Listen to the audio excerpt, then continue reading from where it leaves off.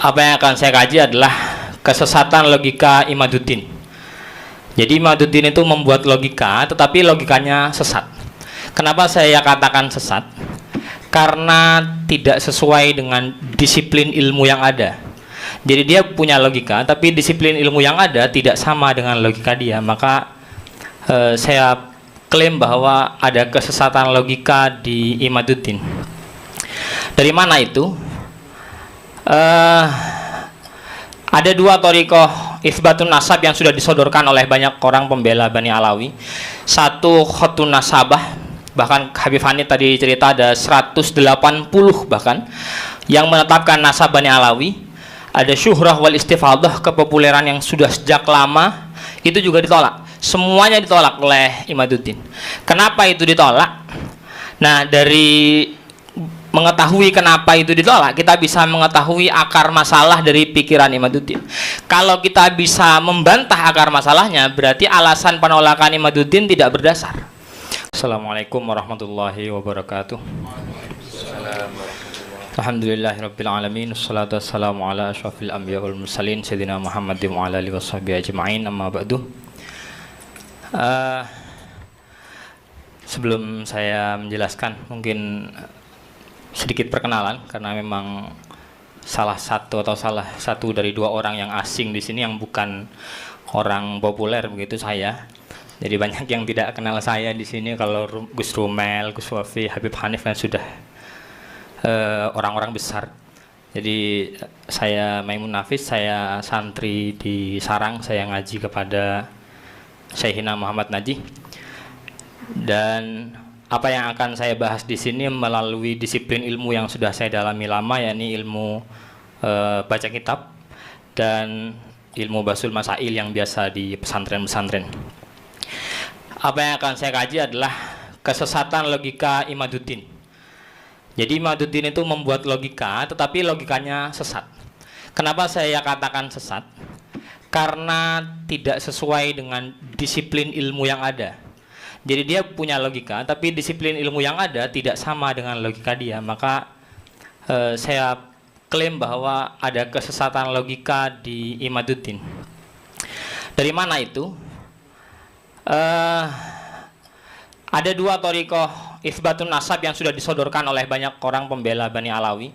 Satu khatun nasabah, bahkan Habib Hanif tadi cerita ada 180 bahkan yang menetapkan nasab Bani Alawi. Ada syuhrah wal istifadah, kepopuleran yang sudah sejak lama, itu juga ditolak. Semuanya ditolak oleh Imaduddin. Kenapa itu ditolak? Nah, dari mengetahui kenapa itu ditolak, kita bisa mengetahui akar masalah dari pikiran Imaduddin. Kalau kita bisa membantah akar masalahnya, berarti alasan penolakan Imaduddin tidak berdasar. Kalau alasan penolakannya tidak berdasar, maka semua hujah yang disebutkan seharusnya harus diterima demi ketaatan pada ilmu. Pertama, Imaduddin itu menolak syuhrah istifadah. Dia berargumentasi pakai kitab Muqaddimat fi ilmil ansab. Dia menukil ibarat wa alla yakuna laha ma yu'ariduha min rik'atin atau min ruk'ah bimih. Min ruk'atin qat'iyatid dalalah. Di ibaratnya bilang bahwa syuhrah istifadah itu tidak boleh bertentangan dengan catatan yang qat'iyatud dilalah atau tafsirnya absolut, tafsirnya pasti. Lalu interpretasi Imaduddin terhadap kaidah itu adalah Syajarah al-Mubarakah yang secara qat'iyud dilalah menyatakan anaknya Ahmad hanya 3 dan tidak ada yang bernama Ubaid. Jadi menurut Imaduddin, kitab Syajarah Mubarakah itu rik'ah atau ruk'ah qat'iyatud dilalah. Dia adalah catatan yang qat'iyatud dilalah. Dilalahnya pasti menafikan Ubaidillah. Nah, itu kita uji nanti. Ini juga dia di kitab bahasa Arabnya juga mengatakan wa dzakara al-Imam Al-Fakhr Ar-Razi biwuduh secara zahir anna Ahmad al-Abah ibn Isa aqibuhu min salasati abna'in faqat. Dia menghasar sekali bahwa cuma hanya ada 3. Pakai apa?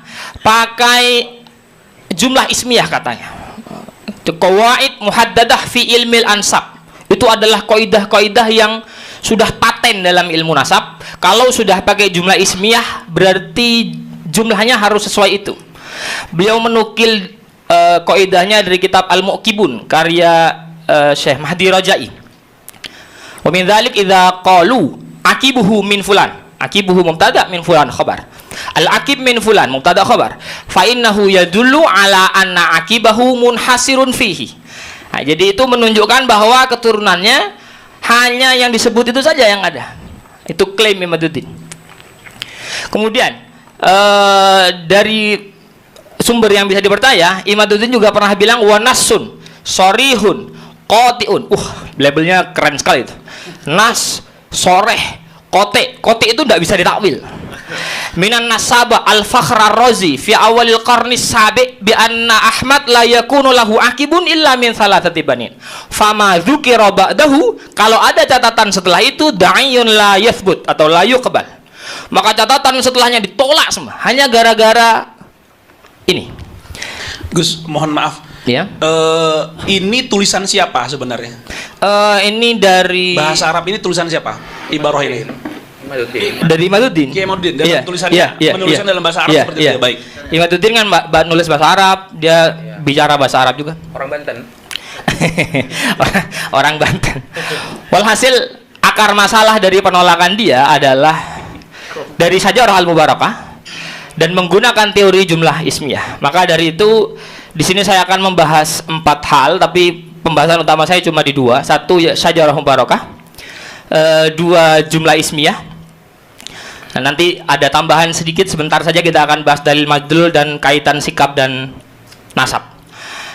Jadi Syajarah Mubarakah kita preferensi utama pembatal nasab. Jadi kalau ini kita runtuh, maka makolahnya Gus Wafi muncul lagi itu, selamat datang di kebenaran, karena hanya ini sebenarnya argumentasi dia, jantungnya. Nah, kita buka. Pertama, kejanggalan penisbatan nasab, penisbatan kepada Fakhruddin Ar-Razi. Topik yang mau kita bahas, kebenaran penisbatan kitab Syajarah Al-Mubarakah kepada Imam Fakhruddin Ar-Razi dipertanyakan. Kenapa dipertanyakan? Karena banyak pakar yang mempertanyakan. Mohon maaf, meskipun Pak Kiai Imaduddin sudah pernah ngarang kitab Balaghah, pernah ngarang kitab usul, dia bukan pakar manuskrip, dia bukan pakar catatan. Ini sudah ada 3 orang nih. 1 Dr. Muhammad Abu Bakar Ba'azib, An-Nasaba Ibrahim bin Mansur. Beliau menyatakan bahwa Syajarah Al-Mubarakah penisbatannya terhadap Ar-Razi itu diragukan. Bahkan ada Dr. Muhammad Soleh Zarkan mengkategorikan kitab ini sebagai bagian dari Al-Kutub Al-Mashkuk Fiha. Ini kitab yang diragukan. Sudah ada 3 pakar yang menyatakan bahwa kitab ini diragukan. Kembali pada klaim qat'iyud dilalahnya, sebenarnya ini sudah selesai. Ini sudah tidak qat'iyud dilalah, karena pakar sudah bilang maskuk. Dari mana sumber yang maskuk menjadi dasar qat'iyud dilalah? Itu kan jauh sekali. Bertentangan. Iya, hujahnya apa, natijahnya apa? Hujahnya maskuk, natijahnya qat'iyud dilalah, itu jauh sekali. Kejanggalan pada Syajarah Mubarakah saya bagi menjadi 3. Ketika diteliti, ini penelitian Gus Romel Abbas, Sayyid Mahdi Rajai mengemukakan bahwa manuskrip Syajarah Al-Mubarakah di perpustakaan Masjid Sultan Ahmed Thalith di Istanbul, nomor manuskripnya 2688. Setelah diidentifikasi ternyata namanya adalah Bahrul Ansab, bukan Syajarah Al-Mubarakah. Kedua, ada keterlambatan penulisan. Salinan tertua kitab ini ditulis 200 tahun setelah wafatnya Ar-Razi. Jadi wafatnya Ar-Razi 606 Hijriah. Ini salinan 820 Hijriah. Jika Imaduddin konsisten pada akidah, saya tulis akidah biar lebih seru sedikit, pada akidah sezaman, maka ia seharusnya menolak kitab ini juga, karena ini nggak ada catatan sezamannya juga. Yang nomor 3 adalah kredibilitas penulis manuskrip. Jadi manuskrip yang tahun 800 ini, penulisnya namanya Wahid bin Syamsuddin. Dia sosok yang majhul, tidak terlacak, tidak jelas ini orang siapa, kredibilitasnya apa. Dari ketiga hal ini menjadi sangat berdasar kenapa 3 pakar tadi mengatakan ini kitab maskukun fiha. Ini kitab layak untuk diragukan. Nisbatnya, betulkah ini karya Ar-Razi? Kemudian ada kejanggalan yang lain. Kejanggalan yang lain adalah kurangnya referensi historis. Tidak ada ulama selama hampir 800 tahun yang menyebutkan Ar-Razi memiliki kitab Syajarahul Barakah. Imam Ar-Razi itu imam besar. Dia akan dikarang dalam banyak tobokot-tobokot. Dan ketika menulis tentang sejarah Imam Ar-Razi, pasti karya-karya beliau akan tercantum. Dari semua penulisan tobakoh, tidak ada yang menulis Syajarahul Barakah bagian daripada karya Ar-Razi. Jadi menjadi sangat diragukan lagi. Belum ada pakar yang mengakui, ada banyak pakar yang meragukan. Satu yang tidak saya catat, mohon maaf, dalam catatan di Sultan Ahmad Khalif tadi, dia bukan ada proses verifikasi, tapi karena tulisan Wahid bin Samsuddin itu ada tulisan Ahmad Ar-Razinya, jadi yunsabu ilar Razi. Yunsabu ilar Razi itu cuma nisbat saja, jadi nemu kertas manuskrip, ada catatan nasab, ada nama Fakhruddin Ar-Razinya, lalu ditulislah sebagai Fakhruddin Ar-Razi, tapi sama sekali tidak melalui proses verifikasi, dan itu diakui oleh Mahdi Ar-Rajai sendiri. Coba bandingkan dengan kitab yang lain. Kitab Al-Fahri umpama, tulisan Imam Al-Mirwazi, itu diakui keberadaannya dan dikaitkan langsung dengan Ar-Razi. Memang Imam Ar-Razi yang minta muridnya untuk nulis itu, dan diakui. Verifikasinya ada, datanya ada, semuanya jelas. Syajarahul Barakah tidak punya itu. Secara isi juga bermasalah. Ada indikasi ideologi Syiah. Kita tidak sedang ingin berdebat mengenai Syiah atau Sunni, tidak. Tetapi kalau penulisnya Sunni, tetapi isi materinya kemudian Syiah, maka kita harus bertanya, benarkah ini materi tulisan beliau? Kalau saya santri Kiai Haji Maimun Zubair, tapi saya buat buku menghabisi beliau, maka ini benar tulisan saya atau tidak? Jangan-jangan akun Facebook saya dihack untuk menghina-hina beliau, karena tidak mungkin saya menghina beliau. Nah, Imam Ar-Razi, kalau memang Syajarahul Barakah tulisan Imam Ar-Razi, kenapa putra dari Muhammad ibn Hasan al-Askari diberi julukan Sahibuz Zaman? Julukan Sahibuz Zaman itu adalah julukan orang-orang Syiah kepada Muhammad ibn Hasan al-Askari, karena asumsi, entah semua entah sekelompok, saya tidak mengerti, karena asumsi mereka Muhammad bin Hasan al-Askari ini Imam Mahdi, dijulukilah sebagai Sahibuz Zaman, ada di catatannya. Kemudian Abu Abdullah Ja'far diberi julukan sebagai Al-Kadzab. Ini kontradiktif sekali dengan tradisi ulama Sunni. Juga ada doa ketika membahas Abu Bakar, ketika membahas Sayyidina Umar dan keturunan-keturunannya, tidak ada doa radhiyallahu anhunya, tidak ada. Artinya ini sekian kejanggalan yang kita lihat pada kitab Syajarah Al-Mubarakah. Kalau cuma satu persatu, cuma catatan manuskrip saja, atau cuma indikasi Syiah saja, atau cuma tidak diverifikasi ulama saja, mungkin bisa dijawab. Tapi majmu' hadhil muskilat, semua hal ini tertumpuk pada Syajarah Al-Mubarakah. Lalu apa klaim pembenarannya? Maka keabsahan penisbatan Syajarah Al-Mubarakah pada Imam Fakhruddin Ar-Razi sangat meragukan. Kitab ini tidak dapat dijadikan dalil subut yang valid dalam ilmu nasab. Penggunaan kitab ini oleh Imaduddin sebagai rujukan utama menjadi tidak berdasar. Qat'iyud dilalahnya jauh sekali, bubar bibi. Kemudian yang kedua, kita akan bahas jumlah ismiyah, menguji relevansinya dalam kasus pembatalan. Jumlah ismiyah kaidahnya ada tidak, relevan atau tidak. Kita cerita dulu tentang Imaduddinnya. Imaduddin mengklaim bahwa tidak disebutkan berarti itu dinafikan. Dari mana? Klaim itu didasarkan pada jumlah ismiyah yang ia salah tafsirkan seperti tadi. Dalam ilmu nasab, sebuah kitab menyebutkan jumlah putra dengan susunan jumlah ismiyah, ini berarti tidak ada putra lain selain yang disebutkan. Ya dulu ala anna akibahu munhasirun fihi, sudah saya baca di awal. Itu latar belakangnya. Mari kita bahas. Pertama, Imaduddin mengklaim bahwa ini kaidah sudah final. Ini kaidah qat'iyud dilalah. Ini kaidah sudah tidak bisa diotak-atik. Maka kita ajukan pertanyaan, apakah kaidah ini sudah final sehingga dapat diklaim sebagai qat'iyud dilalah? Kalau saya bisa buktikan ini tidak final, qat'iyud dilalahnya bubar. Kaidah ini jelas tidak final. Poin pertama, teori jumlah ismiyah adalah teori aglabiyah. Dia bukan teori kuliah, bersifat kebiasaan, tidak mengikat. Kenapa begitu? Karena semua kaidah berada di bawah satu kaidah. Kaidah induk daripada semua kaidah adalah likulli qaidatin istithna'un wa syudzudun. Jadi tidak pernah ada kaidah yang tidak ada mustasnayatnya. Saya guru pengajar qawaidul fikih di Sarang. Semua kaidah yang disusun dengan dalil yang baik, yang disusun dengan logika fikih yang baik, masih ada mustasnayatnya. Lah kaidah begini cuma jumlah ismiyah, bisa nggak ada mustasnayatnya, ini gimana? Tarik nafas dulu Gus, tarik nafas dulu. Mohon maaf, tarik nafas dulu. Saya bocorkan sedikit. Saya lebih Madura dari Gus Wafi. Kayak Gus Wafi ini Madura swasta, saya Madura asli. Oke. Allahumma sholli ala Muhammad. Biar seru saja. Satu.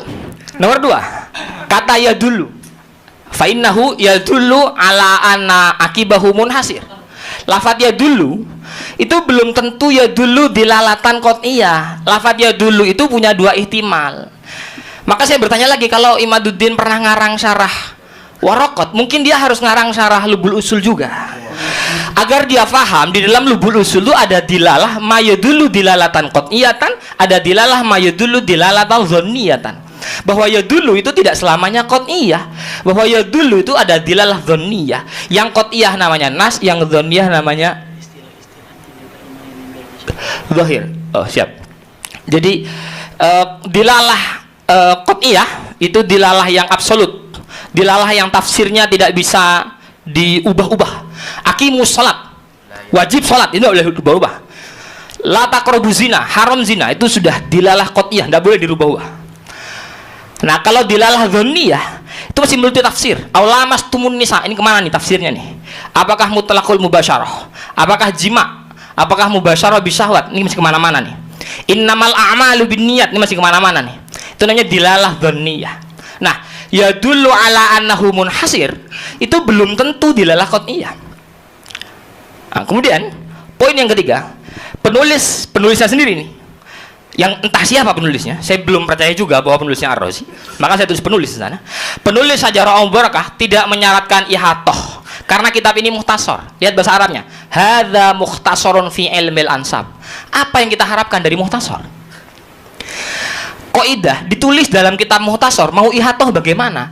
Baca Fathul Qorib, di Fathul Qorib kullu ma jaza bai'uhu jaza rahnuhu, mustasnayatnya banyak sekali. Apa yang mau kita ambil dari mukhtasar? Bayangkan Imaduddin membangun qat'iyatu dilalah dari kitab yang tidak valid, yang sifatnya mukhtasar, pakai qaidah aglabiyah. Kita uji akurasinya, sekarang kita uji. Benarkah jumlah ismiyah selalu hasr? Ternyata kalau diuji sampel secara acak, ini ujian juga dari Gus Rumel di Syajarah Mubarakah, putra Sya'rani bin Ali Al-Uraidi, ditulis anaknya ada 3, jumlah ismiyah itu susunannya. Tapi di kitab sebelumnya di Tahdzibul Ansab, anaknya ada 4. Kalau memang 3 hasr, berarti dia membuang yang sudah ditetapkan di zaman dulu 4. Oh, hasrnya bahkan menghilangkan anak. Yang dulu juga menyebutkan ada 8. 3 itu menghilangkan 5. Jadi di Al-Majdi menyebut anaknya ada 8, di Tahdzibul Ansab menyebut anaknya ada 4. Kemudian di Ubaidillah bin Ahmad, anaknya yang barusan itu, di Syajarah Mubarakah disebutkan Ubaidillah hanya punya 1 anak. Di Al-Majdi kitab yang lebih tua disebutkan 2 anak. Jadi di kitab yang lebih tua 2, di bawahnya 1. Dia mengurangi 1. Nah, awalnya Imaduddin bilang jangan-jangan begitu nyampe Syajarah Mubarakah memang keturunannya ndak ada, jadi tinggal 1. Loh, masalahnya di Al-Fahri 2 lagi. Kitab setelahnya 612, 2 lagi. Jadi awalnya 2, dia nulis 1, di Al-Fahri jadi 2 lagi. Jumlah ismiyah semua. Ini gimana? Hasarnya di mana? Kemudian sampel nomor 3, di Sajarah Al-Mubarakah ditulis anaknya Muhammad Al-Akbar bin Ali Al-Uraidi, anaknya ada 7 katanya. Di tahun 606 beliau bilang anaknya ada 7. Tahdzibul Ansab yang wafat tahun 435 anaknya ada 6. Tapi di Al-Majdi tahun 490 Hijriah anaknya 9. Di 7 sudah buang 2. Hasilnya tidak valid. Turun ke era setelahnya, kalau kita bandingkan masih orang yang sama, ini sampel keempat. Sajarah Al-Mubarakah, anak yang direportase bilang 7, Muhammad Al-Akbar masih sama. Di Al-Fahri tinggal 5. Berarti Al-Fahri mengurangi Sajarah Al-Mubarakah, Sajarah Al-Mubarakah mengurangi kitab yang lain. Ini artinya kalau teori jumlah ismiyah itu dipakai, antara kitab nasab yang satu dengan kitab nasab yang lain akan saling membunuh itu. Karena semuanya kurang-kurang data semua. Maka kesimpulan pentingnya adalah setiap 100 nama yang direportase dalam Sajarah Al-Mubarakah ditemukan setidaknya 15 sampai 25 masalah akurasi saat dikonfrontasi dengan referensi yang lebih tua. Kalau pakai Z-score, kesalahan lebih dari 10% menunjukkan bahwa klaim finalitas jumlah ismiyah tidak bisa diterima. Jika teori jumlah ismiyah dalam Sajarah Al-Mubarakah tidak final sebagai nafi, lalu dari mana kesimpulan Imaduddin Qutnyudilalah itu muncul? Referensinya tidak masuk, semuanya tidak masuk. Kemudian itu tadi bahwa kaidah itu tidak final. Tapi nanti bisa jadi celah. Meskipun kaidahnya tidak final, jangan-jangan masih relevan untuk Ubaidillah. Tidak. Kaidah itu tidak final dan tidak relevan untuk Ubaidillah. Kenapa? Karena fakta para ulama. Saya sengaja nulis ini. Yang diambil adalah Al-Muqibun. Kalau dilihat ibarat yang di bawah, kitab yang sama persis dari kaidahnya yang ditulis oleh Imaduddin. Jadi di juz pertama halaman awal kaidahnya dikutip sama Imaduddin. Cuma karena dia tidak hatam atau bagaimana, saya tidak paham. Di juz 2 orang yang menulis kaidah itu menetapkan nasab Sadah Ba'alawi. Aqobus Sadah Al-Ba'alawi amma Abu Alawi Ubaidillah bin Ahmad Al-Muhajir An-Nafat ibn Isa An-Naqib fawulida bil Basrah. Yang menulis kaidahnya, ini yang nulis, yang diambil kaidahnya oleh Imaduddin menetapkan Sadah Ba'alawi. Ini kan menjadi sebuah kekonyolan ketika seorang pembaca lebih tahu dari yang nulis kaidah. Yang nulis kaidah tidak menerapkan kaidah itu pada Ubaidillah bin Ahmad. Ini orang yang sama yang mentahqiq Sajarah Al-Mubarakah.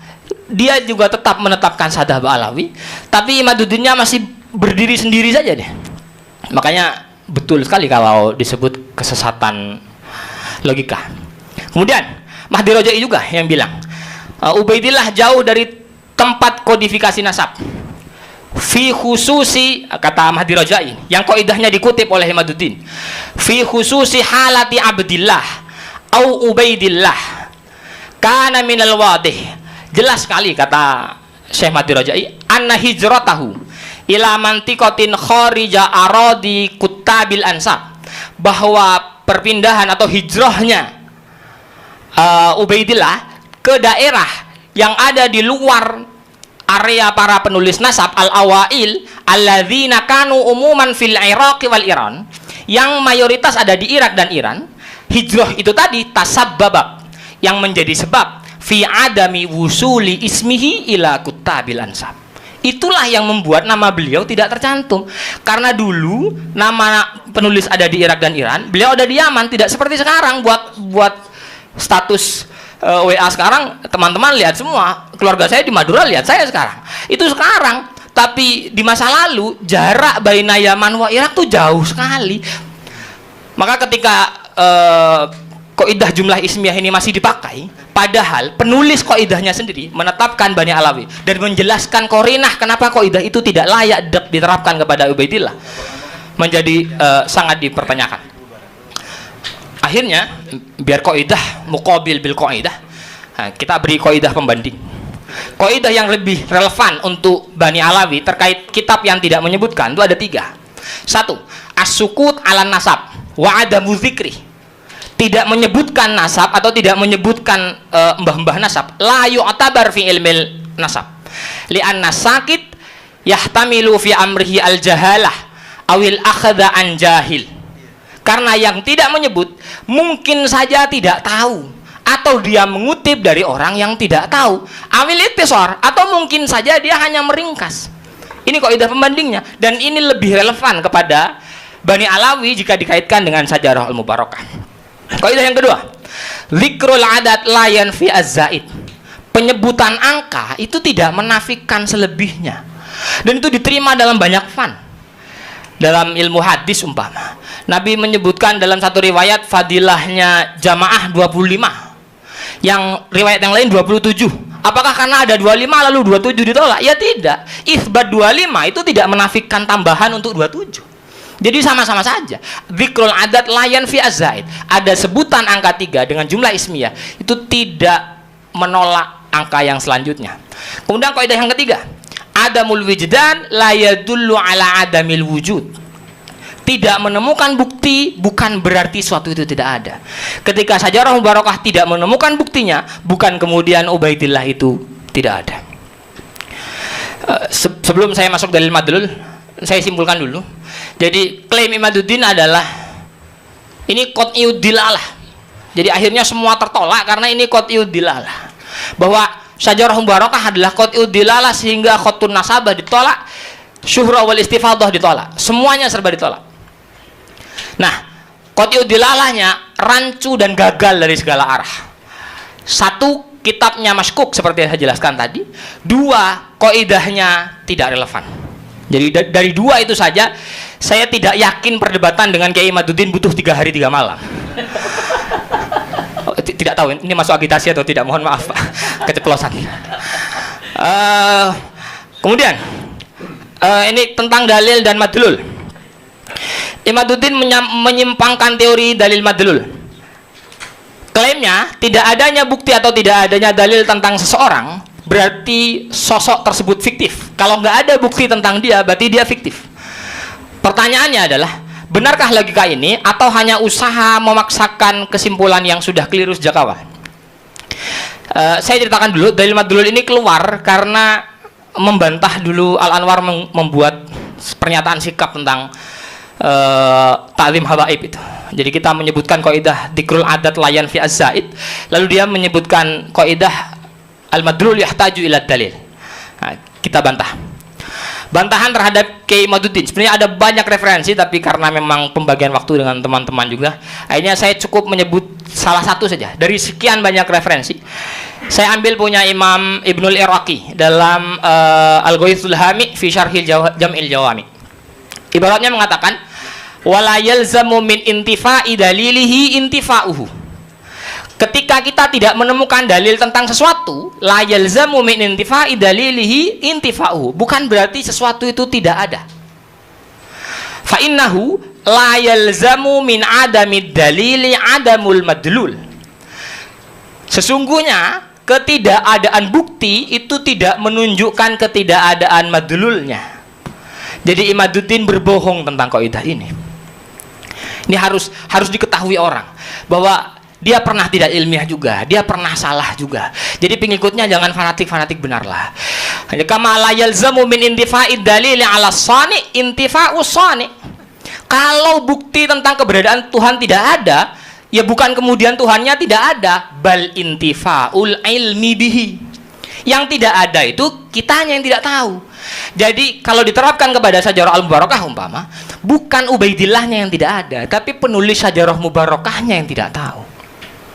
Jadi penulisnya yang tidak tahu, intifa'ul ilmi bihi. Terakhir, sikap dan nasab. Imaduddin mengaitkan sikap-sikap para habaib dengan keabsahan nasab mereka. Jadi kalau sikapnya begini, tidak mungkin ini keturunan Nabi. Saya tidak bahas sikapnya, aman brother, masih fokus saya. Jadi ia berpendapat bahwa perilaku habaib bisa dijadikan dasar untuk meragukan. Pokoknya kalau sikapnya begini tidak mungkin keturunan. Bagaimana kata para ulama? Mohon maaf ibaratnya agak kecil. Jadi menurut para ulama, sikap itu tidak ada kaitannya dengan nasab. Karena Ibnu Hajar sendiri mengatakan, faman ulimat nisbatuhu, orang yang sudah jelas nisbatnya ila alil baitin nabawi wasirril alawi, yang sudah jelas nasabnya kepada Kanjeng Nabi, sudah jelas nasabnya, la yukhrijuhu an dzalik. Pada pagi ini saya ingin menanggapi tentang apa yang telah disampaikan oleh Rumel Abbas. Namun apa yang saya perkirakan itu sudah terbukti bahwa sebenarnya tidak ada suatu hal yang baru yang dapat ditampilkan dari Mas Rumel Abbas atau yang lainnya. Semua dalil-dalil, hujah-hujah yang disampaikan oleh para peneliti atau bukan peneliti, pembela nasab Alawi itu hanya berkutat-kutat pada teori epistemologis tentang surah dan istifadah, yang itu semua sudah dibantah oleh saya berdasarkan hujah daripada Ibnu Hajar bahwa innan nasaba mimma yasbutu bil istifadah illa ay yasbuta ma yukhalifu, bahwa istifadah itu memang bisa, hanya sekedar bisa ya. Istifadah itu bukan sesuatu yang mutlak di ijma' ulama bahwa nasab itu bisa digunakan dengan surah istifadah.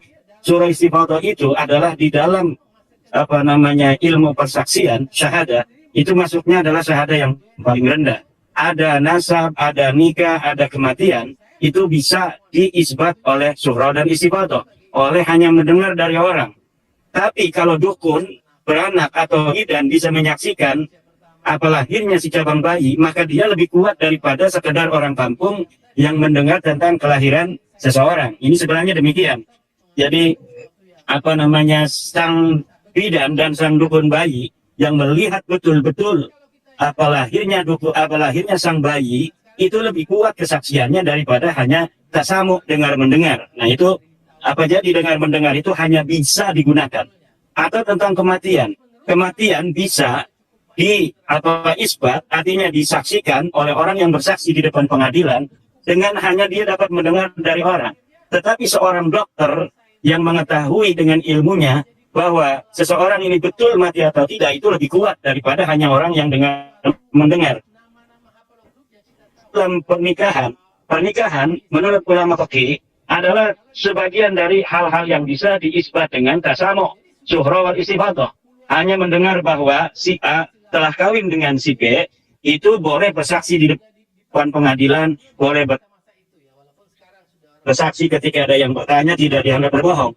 Tetapi saksi yang betul-betul hadir saat pernikahan itu lebih kuat daripada saksi yang hanya berdasarkan surah dan istifadah. Jadi ini kita penting untuk mengatakan hal ini, karena saya lihat banyak yang belum terlalu paham dari para pembicara semalam tentang surah istifadah, sehingga ada kata-kata surah istifadah ini sesuatu yang paling hebat, paling kuat. Enggak, di dalam derajat-derajat kesaksian, surah istifadah itu justru paling bawah. Karena ada hal-hal sesuatu yang tidak bisa disaksikan sajalah, maka surah istifadah itu dibolehkan. Jadi surah istifadah itu dia bisa untuk dijadikan satu tools untuk mengisbat nasab, untuk menjadi kesaksian hanya karena lil hajat. Sesuatu yang disyariatkan karena adanya hajat, itu kedudukannya sangat rendah sekali sebenarnya. Tetapi sepakat para ulama dari 4 madhab bahwa surah istifadah dengan segala kelemahannya itu dapat digunakan untuk mengisbat di antaranya nasab, pernikahan, kelahiran. Kenapa? Karena hal-hal yang telah disebutkan tadi biasanya hanya diketahui oleh orang-orang yang khusus. Kalau kita menutup jalan syariah bahwa selain surah istifadah tidak bisa selain mendengar dan melihat tidak bisa digunakan persaksian, maka akan sangat sedikit orang yang dapat bersaksi tentang nasab, tentang kelahiran, tentang pernikahan, tentang kematian. Karena biasanya orang yang mati les itu kan hanya keluarganya yang hadir. Orang yang melahir itu biasanya hanya ibunya dari istri itu yang melihat dengan bidan. Apalagi pernikahan, ya biasanya hanya orang beberapa keluarganya yang hadir, walaupun ini bisa agak banyak kalau pernikahan. Tetapi pada prinsipnya surah istifadah itu disyariatkan lil hajah, karena sulitnya, sedikitnya orang yang dapat bersaksi dengan melihat secara langsung. Ini perlu diketahui oleh masyarakat tentang apa itu surah wal istifadah. Kemudian Mas Rumel yang sangat diharapkan oleh para pendukung Mbak Lawi ini, ternyata di luar ekspektasi mereka. Mereka yang ingin melihat Mas Rumel sebagai seorang peneliti yang telah berjalan ke timur dan ke barat, mencari kitab suci untuk membela nasab Balawi ini. ternyata apa yang disampaikan semalam itu ternyata sama dengan yang dia sampaikan 1 tahun 2 tahun yang lalu itu. Belum ada sebuah data yang dapat dia gapai, yang dapat dia raih, yang dapat dia capai untuk membela nasabah Alawi. Nah, ini akan saya berikan beberapa catatan. Saya mencatat bahwa sebelum ke manuskrip tinta biru, ini akan ada istilah manuskrip tinta biru Mas Rumel yang luar biasa, Ibu. Rupanya andalan sekali. Manuskrip tinta biru. Sebelum ke manuskrip tinta biru, ada beberapa hal yang saya ingin komentari. Pertama, Mas Rumel mengatakan, karena nasabah Alawi sudah ijma, maka harus menggunakan extraordinary claim dari saya dan teman-teman untuk mengalahkan klaim ijma itu. Mas Rumel, ijma itu memerlukan syarat. Dan syaratnya ijma itu tidak boleh ada khilaf sebelum ijma. Seperti yang dikatakan oleh Ibnu Hazm dalam kitab Maratibul Ijma yang setelah saya sampaikan semalam. Ijma'nya Ba'alawi ini yang diklaim oleh As-Sakran pada abad ke-9, diklaim oleh Al-Muhibbi dalam Khulasatul Asar, diklaim oleh Yusuf An-Nabhani, ini ijma yang tidak sahih, ijma yang batal. Kenapa? Al-ijma'u fi kullil asri ijma'un sahihun idza lam yataqaddam qablahu khilaf. Ijma itu bisa dikatakan sahih apabila sebelumnya tidak ada khilaf. Tetapi kalau sebelumnya ada khilaf, maka adanya ijma atau klaim ijma itu pada suatu masa itu dianggap batal. Jadi klaim ijma itu akan batal apabila di masa sebelumnya terriwayatkan terjadinya perbedaan pendapat. Sedangkan nasabah Alawi ini sudah jelas. Ali As-Sakran meriwayatkan terjadinya perbedaan pendapat. Ulama-ulama Ba'alawi lainnya meriwayatkan adanya Ali bin Jadid pergi ke Basra, Ubaidillah pergi ke Basra. Ini berarti bahwa keluarga Ba'alawi, nasabah Alawi itu sejak awalnya sudah ada khilaf. Maka ketika sejak awal sudah ada khilaf, maka ijma itu klaim ijma yang ada di abad 9 oleh Ali As-Sakran, kemudian dilanjutkan oleh Al-Muhibbi, dilanjutkan oleh An-Nabhani, itu klaim ijma yang batil. Klaim ijma yang batil karena ijma itu selain dia mempunyai syarat tidak boleh adanya khilaf, ijma juga harus disyaratkan memiliki mustanad. Kalau mustanadul ijma di dalam ilmu fikih adalah Al-Quran dan hadis, maka mustanadul ijma di dalam ilmu riwayat haruslah ada riwayat-riwayat yang bisa kita akses untuk kita bisa mengklaim bahwa adanya ijma. Seperti misal di kitab Tahdhibul Ansab Ubaidillah disebut anak Imam Ahmad, di dalam kitab Muntaqilah disebut Ubaid anak Imam Ahmad. Banyak kitab yang mengatakan itu, maka barulah itu klaim ijma itu masuk akal. Tapi kalau klaim ijma tapi ternyata tidak ada satupun ulama yang mengatakan Ubaid ini anaknya Ahmad, ini klaim ijma'nya berdasarkan apa? Mustanadul ijma'nya mana? Syarat tidak ada khilafnya juga tidak bisa dicapai, karena memang sudah ada khilaf sebelumnya. Ini jadi pertama tentang ijma' itu, Mas Rumel, itu mungkin bisa kita katakan ijma'un batilun, ijma' yang tidak sahih. Yang selanjutnya tentang, kata Mas Rumel, apa yang didengar di masa lalu belum tentu ditulis. Maka apa yang kita akses sekarang, itulah yang harus kita olah-olah. Ini saya jadi curiga kalimat ini. Apa yang ada di masa lalu, apa yang didengar di masa lalu, belum tentu ditulis. Apa yang kita akses sekarang, itulah yang harus kita olah-olah. Jadi ketika tidak ada mencari manuskrip Ba'alawi, rupanya Mas Rumel akan mengolah-olah apa yang ada hari ini untuk bagaimana caranya bisa mensahihkan nasabah Alawi ini. Saya jadi curiga mental seorang peneliti semacam ini ingin memasakkan masa lalu agar sesuai dengan keinginan seorang sejarawan di masa kini, agar sejarah di masa lalu itu kemudian memberikan ruang kemuliaan untuk orang-orang yang mengklaim keturunannya di hari ini. Ini adalah sebuah skandal ilmiah, saya kira. Kalau misalnya seorang peneliti berpikir bahwa masa lalu dapat dirubah dari hari ini dengan merubah kesejarahannya. Apa-apa yang kita bisa gapai hari ini kita harus olah agar terkesan masa lalu itu sesuai dengan apa yang diinginkan oleh penulis di hari ini. Ini saya kira harus dicurigai bersama ini oleh para mukibin ya. Kemudian Mas Rumel juga mengatakan Al-Mu'jam Ibnul Muqri tahun 381 menyebut nama silsilah seorang yang bernama Asyarif Abu Muhammad Al-Alawi. Nasabnya adalah Yahya bin Muhammad bin Abdullah bin Hasan bin Husain bin Ali bin Husain bin Ali bin Abi Thalib. Kata Mas Rumel, apabila nasab seperti ini menggunakan teori Kiai Imad, maka nasab ini batal. Karena di dalam kitab Tahdhibul Ansab, Al-Hasan bin Husain ini punya anaknya hanya dua, Muhammad dan Husain, tidak ada anak bernama Abdullah. Di dalam kitab Al-Mazdi memang ada Abdullah, tetapi di dalam Sajarah Mubarakah anaknya cuma satu, Muhammad. Lah ini saya sudah ngalem-ngalem Mas Rumel semalam, bahwa ketika Mas Maimun Nafis itu masih menggunakan teori-teori begini di dalam ilmu nasab, mengkritik kitab nasab, ternyata kata saya kan Mas Rumel ini sudah tidak akan menggunakan ini karena dia sudah saya kuliahi. Ternyata masih aja, karena memang semalam itu saya belum menonton belum ada waktu menonton Mas Rumel, Mas Rifki. Jadi baru saya tonton pagi-pagi ini Mas Rumel, karena ada acara saya selamatan anak saya tamat kitab Amil ya, anak yang masih kecil itu. Sedang dibangun oleh saudara Hanif Alatos terkait dengan isbat nasab ini. Dari bagaimana kemudian para ulama, pandangan-pandangan para pakar, belum ada waktu menonton Mas Rumel, Mas Rifki. Jadi baru saya tonton pagi-pagi ini Mas Rumel, karena ada acara saya selamatan anak saya tamat kitab Amil ya, anak yang masih kecil itu.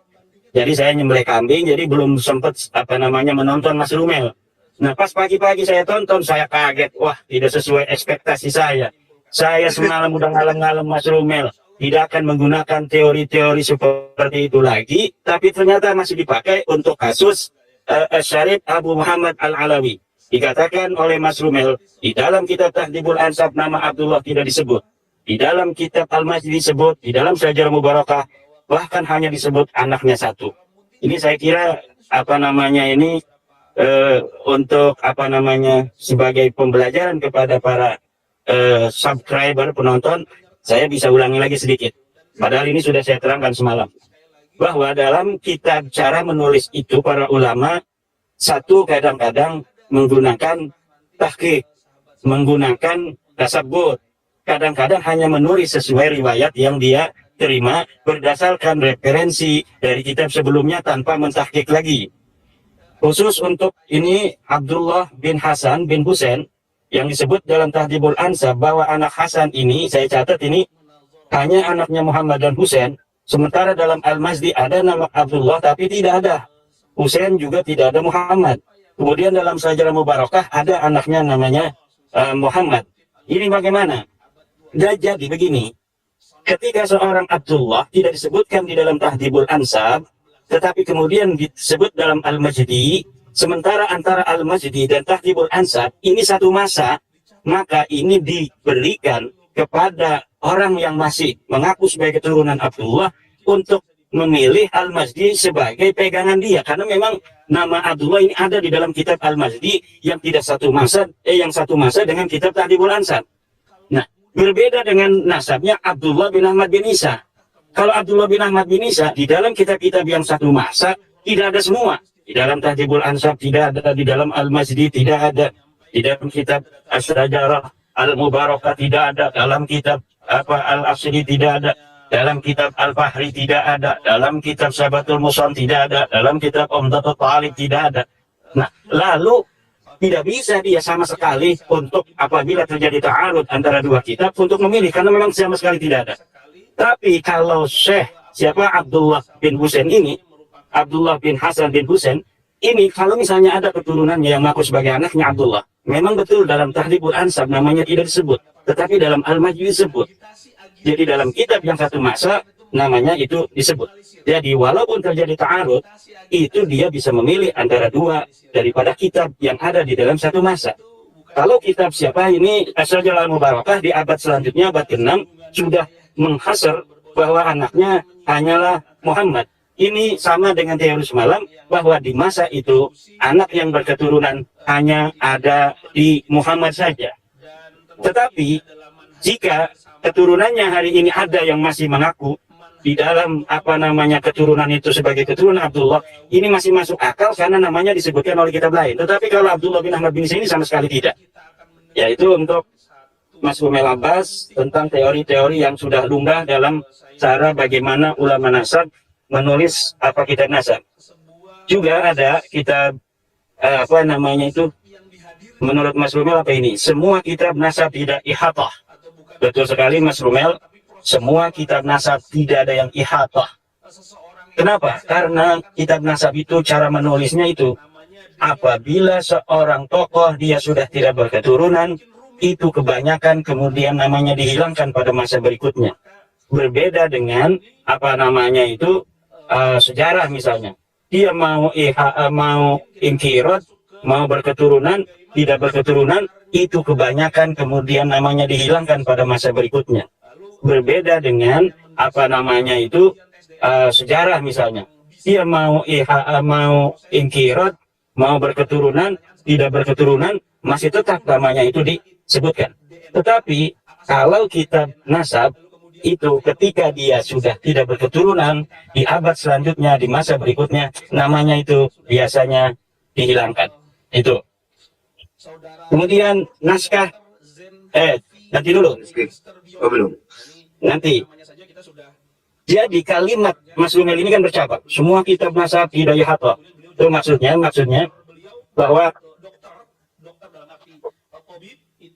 bahwa walaupun apa namanya nama Abdullah ini tidak disebutkan, maka bukan berarti Abdullah ini tidak ada. Cuma karena kitabnya itu ditulis tidak ihatah. Nah demikian. Apa namanya yang sebentar ini ada parkir ini. Iya. Kemudian naskah Ibrahim bin Mansur. Nanti aja sian aja dulu.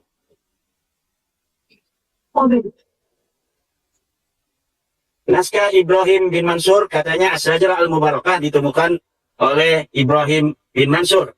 Jadi ada naskah lagi selain naskah yang ada di Turki yang ditemukan oleh Mahdi Rojai, namanya naskah As-Sajarah Al-Mubarakah yang ada di apa namanya itu Saudi Arabia, Ibrahim bin Mansur. Menurut Mas Rumel, manuskrip As-Sajarah Al-Mubarakah versi Ibrahim bin Mansur mirip dengan Umdatul Talib. Lalu hubungannya dengan manuskrip Sajarah Mubarakah kita itu apa? Tidak ada hubungannya. Kita sekarang hari ini telah memiliki kitab versi cetak berdasarkan manuskrip yang jelas yang ada di Turki. Berdasarkan apa seorang muhakkik yang terpercaya namanya Mahdi Rojai. Berdasarkan perusahaan yang apa namanya terpercaya, penerbit namanya Al-Mar'asi. Berdasarkan manuskrip yang jelas penulisnya namanya apa namanya itu Wahid bin Syamsuddin. Berdasarkan tahun yang jelas disebutkan 820. Berdasarkan semua itu, maka versi Sajarah Mubarakah yang ada hari ini kita bisa akses, tidak bisa diganggu gugat lagi. Kemudian ada sanad mutawakil Allah yang mendapatkan apa sanad dari bin Jadid. Nah, mutawakil Allah yang mendapatkan sanad dari Ali bin Jadid maksudnya apa? Dikemukakan. Mungkin menurut Mas Rumel maksudnya kalau sudah ada naskah mutawakil Allah berarti kesunyian itu bisa untuk diperpendek. Tidak bisa. Setiap sanad-sanad yang atas nama Syarif Abul Jadid tidak bisa dikaitkan dengan nasab Alawi. Kenapa? Nasab Alawi sama sekali tidak ada kaitan dengan Syarif Abul Jadid. Abul Jadid adalah seseorang, Alwi adalah orang lain. Tidak ada kaitan antara Alwi dan Jadid. Dia bukanlah saudara. Pengklaiman Jadid sebagai saudara Alwi hanya diklaim di abad ke-9 oleh Ali bin Abu Bakar As-Sakran. Tidak oleh Al-Jauhar Safaq. Tidak oleh Abdurrahman Khatib yang problematis. Yang orangnya saja tidak ada. Ulama tidak ada yang mengenal. Mas Rumel, nanti akan kita bisa buktikan bahwa seorang Abdurrahman Al-Khatib ini orangnya tidak ada.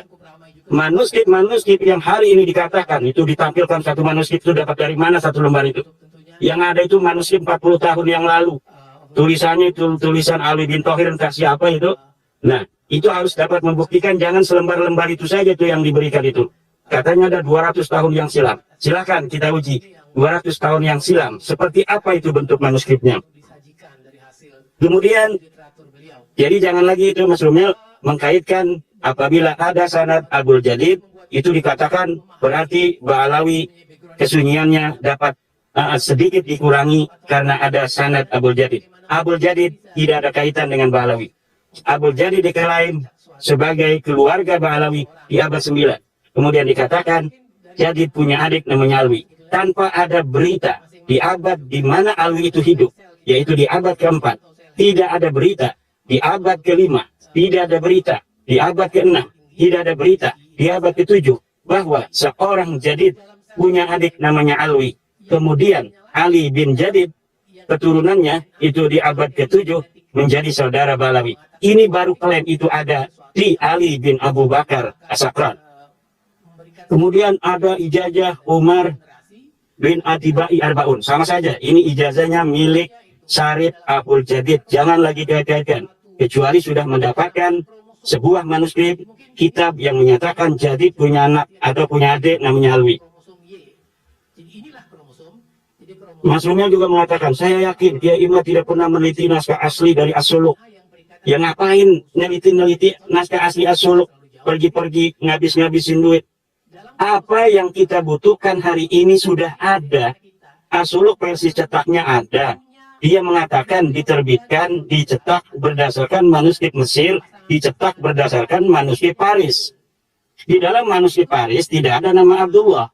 Di dalam versi Mesir ada nama Abdullah. Yang tua mana? Yang tua adalah versi manuskrip Paris 820. Versi manuskrip Mesir 870-an. Di situ ada baru nama Abdullah. Kita mau milih yang mana? Ya saya mau milihnya yang versi Paris. Bahwa sebenarnya tidak ada nama Abdullah disebutkan. Mas Rumel mau milih versi Mesir. Karena di situ membantu nasab Ba'alawi. Ya monggo. Ya tetapi dari sana saja klaim bahwa nasab Ba'alawi itu bersambung kepada Jadid melalui Abdullah. Ini sudah masykukun fi. Ad-dalil idza taraqahul ihtibal saqata bihil istidlal. Sebuah dalil apabila sudah ada ihtimal, bisa iya bisa tidak, saqata bihil istidlal, maka seharusnya tidak boleh lagi untuk diambil sebagai dalil. Kemudian Umar bin Sa'ad Ad-Difari mendapatkan hadis dari Faqih Muqaddam. Katanya dari Ahmad bin Jadid. Manuskripnya ditunjukkan. Manuskrip tinta biru, kertas bergaris-garis. Manuskripnya oleh Mas Rumel ditunjukkan, manuskrip tinta biru dengan kertas bergaris-garis. Pertanyaannya, benarkah manuskrip itu pernah ada di alam dunia ini di masa lalu? Seorang Faqih Muqaddam mendapatkan hadis dari Ali bin Jadid. Kenapa kertasnya kertas yang bergaris-garis yang baru dicetak di zaman ini? Kenapa tintanya berwarna biru? Apakah di masa lalu ada orang yang nulis kertas berwarna biru tintanya? Saya kira belum ada di masa lalu itu, Mas Rumel. Lalu nanti beralasan, ini kan salinan. Kalau salinan, mesti ada salinan aslinya. Di mana salinan aslinya? Para netizen, mukibin, ini bisa bertanya kepada Bang Rumel itu. Dari mana dia mendapatkan, apa namanya itu, manuskrip itu? Selama ini ada di mana gitu? Kemudian bagaimana dia cara mendapatkannya? Kemudian ditulis tahun berapa sebenarnya itu? Masa ditulis tahun 600-an, kertasnya garis-garis tintanya biru? Kemudian siapa yang menulisnya? Sehingga Mas Rumel bisa mengaksesnya. Di mana orang lain untuk bisa sama mengakses sehingga nanti bisa dijadikan dalil? Gak bakal bisa dijawab itu. Kenapa? Karena memang manuskrip itu manuskrip palsu. Faqih Muqaddam tidak pernah bertemu dengan Ali bin Jadid. Ali bin Jadid tidak pernah punya murid namanya Faqih Muqaddam. Lihat di dalam kitab As-Suluk. Faqih Muqaddam, siapa Ali bin Jadid, disebutkan siapa guru-gurunya. Di As-Suluk 732 sudah ada. Muridnya siapa-siapa sudah ada semua. Mertuanya saja Semudafi dicatat. Adiknya Abdul Malik dicatat. Tetapi seorang murid bernama Faqih Muqaddam tidak pernah dicatat. Lalu bagaimana seorang yang tidak pernah dicatat sebagai murid Ali bin Jadid, tiba-tiba dia punya sanad yang katanya mendapatkan sebuah hadis daripada Ali bin Jadid? Siapa ini yang bikin manuskrip ini? Apakah Mas Rumel? Atau orang lain yang membuat, kemudian Mas Rumel mengambil dari orang lain itu? Sebenarnya saya sudah mempunyai tuduhan, karena apa? Tulisan yang tertera itu mirip dengan tulisan seseorang di masa lalu, di tahun 1960-an, yang saya mempunyai manuskripnya juga. Tulis cara menulis alifnya mirip, cara menulis lam alifnya juga mirip. Tetapi kita tidak boleh mendahului untuk menuduh. Hanya berdasarkan kecocokan, berdasarkan kemiripan, jawabannya sudah ada di saya. Tetapi kita tunggu Mas Rumel untuk menjawab.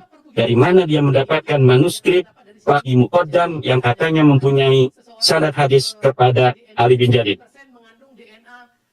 Manuskripnya disebut manuskrip tinta biru, kertas garis-garis. Kemudian ada beberapa hal lagi. Nasab Alawi informasinya tertib, kata Mas Rumel nih. Ketika masing-masing dicari, ternyata masing-masing tabaqat itu gak ada yang bertentangan. Mas Rumel nyarinya di mana? Kata Nasab Alawi kan Ubaid anaknya Ahmad. Coba nemu dari mana itu? Kan bertentangan. Klaimnya Ubaid anaknya Ahmad bin Isa, tetapi kok ternyata tidak ditemukan datanya. Itu berarti ta'arud. Dari mana Mas Rumel bisa mengatakan bahwa Nasab Alawi informasinya tertib? Ketika masing-masing dicari, ternyata masing-masing tabaqat gak ada yang bertentangan. Ini dari mana cara berpikirnya? Sudah jelas ketika kita melihat, kita mencari Ubaid, benarkah dia sebagai anak Ahmad? Tidak ada kitabnya. Benarkah Ubaid punya anak Alwi? Enggak ada kitabnya di abad ke-4 sampai abad 9. Ketika kita mencari Alwi punya anak Muhammad, enggak ada.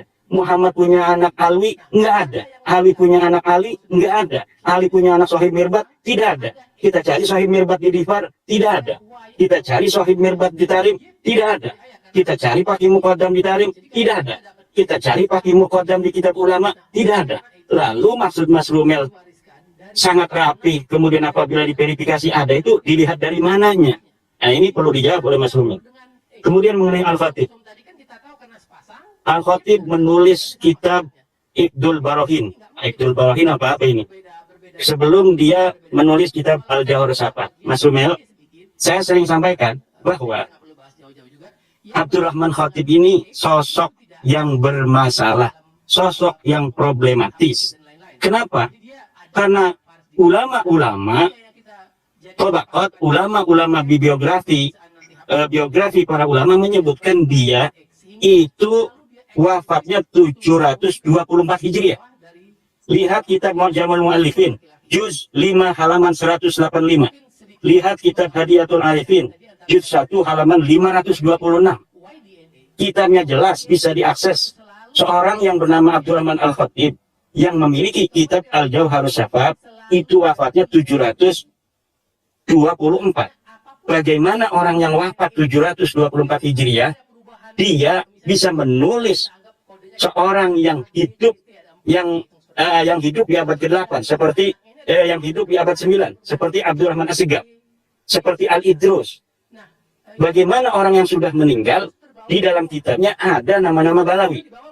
Kalau kita mau konsisten bahwa Abdurrahman ini memiliki kitab Al-Jawharus Safat, di dalam tradisi Balawi katanya Al-Jawharus Safat pengarangnya namanya Abdurrahman Khatib, meninggalnya 855. Ulama mana saya tanya yang pernah menuliskan seorang yang bernama Abdurrahman Al-Khatib yang punya kitab Al-Jawharus Safat meninggal 855? Tidak ada. Inilah yang saya katakan kenapa saya selalu mengatakan tuduhannya kepada Ali As-Sakrar, karena kitabnya sudah jelas, kemudian apa titik mangsanya jelas, wafatnya 895, kitabnya sudah dicetak, muntasir di anha'il alam, kita bisa akses bersama. Maka ujung tuduhan itu kepada sesuatu yang bisa diakses bersama. Kalau Al-Jawharus Safat nggak ada yang bisa mengakses. Orang kediriannya saja kitab Al-Jawharus Safat itu tidak jelas, pengarangnya saja tidak jelas. Maka sesuatu yang tidak jelas Mas Rumel kita abaikan. Andai pun betul dia itu 855 wafatnya, dia itu muridnya Abdurrahman Segaf. Kalau murid Abdurrahman Segaf juga muridnya Hasan Mu'alim Jamalulail, berarti dia ini ada subjektivitas dengan nasab Alawi. Maka walaupun dia bukan Balawi, ini kita masukkan satu genre, dia sebagai naskah internal yang tidak bisa menguatkan nasab Balawi dan tidak bisa disebut sebagai naskah eksternal. Bisalah disebut semi internal atau juga semi eksternal. Nah, sesuatu yang fiktif-fiktif begini, kediriannya saja tidak jelas. Naskahnya aja baru 40 tahun.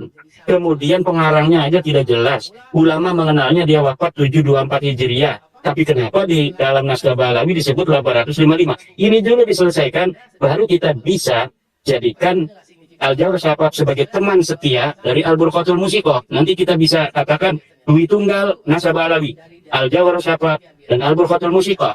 Tapi sampai saat ini Mas Lumel, kita harus konsisten. Di dalam beristidlal, sesuatu dalil itu harus nyata. Dalilnya harus ada bukti materialnya, dalilnya harus jelas. Kalau Al-Jawhar Syafaf tidak jelas.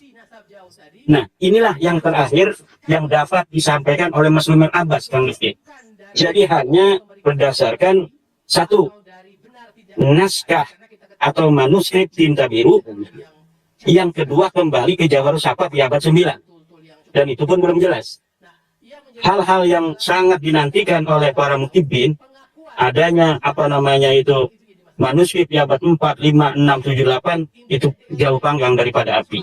Dan inilah hakikat dari nasab Alawi. Secara metode ilmu nasab tidak bisa diterapkan karena dia tidak bisa diisbat dengan kitab, karena tidak ada kitab yang menerangkan tentang nasabnya selama 550 tahun. Dilihat dari teori penetapan nasab dengan surah istifadah. Surah istifadah mempunyai syarat, dia tidak boleh ada mu'arid, dia tidak boleh ada penentang. Sedangkan nasab Alawi ditentang oleh As-Sajarah Al-Mubarakah. Dengan teori metode nasab syahadah tidak bisa, karena metodologi isbat nasab dengan syahadah untuk orang yang hari ini ada, bukan untuk upet yang ada 1000 tahun yang lalu. Begitu pula dengan metode ikrar. Maka seluruh metodologi di dalam bagaimana cara menetapkan nasab tidak bisa mengisbat Ba'alawi. Kemudian manuskrip sama sekali tidak bisa berikan oleh Mas Lumel atau yang lainnya. Secara DNA, platnya G sudah jelas menurut para peneliti sampai hari ini bahwa plat G itu bukanlah keturunan orang Arab. Kalau orang Arab keturunannya harus plat J1.